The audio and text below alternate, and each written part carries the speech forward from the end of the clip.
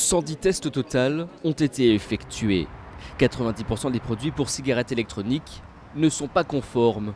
Les étiquettes, par exemple, ne disent pas exactement de quoi est composé le liquide.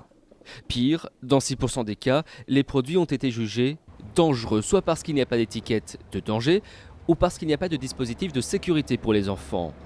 Un rapport accablant. Pourtant, les premiers concernés ne sont pas si étonnés. Ça m'a fait des picotements à la gorge, donc j'ai arrêté. Ça s'achète pas en pharmacie ou voilà, donc forcément on ne sait pas trop ce qu'il y a dedans. Mais... Pour les professionnels de la cigarette électronique en France, ce rapport est injuste. La réglementation européenne est trop complexe.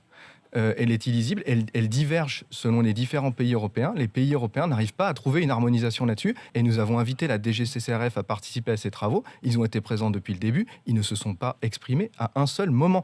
Pour d'autres spécialistes, le rapport est une quasi-désinformation avec des méthodes jugées incompréhensibles. Quand on demande à LGCRF la règle, on a des réponses différentes au nord de la France, au sud de la France.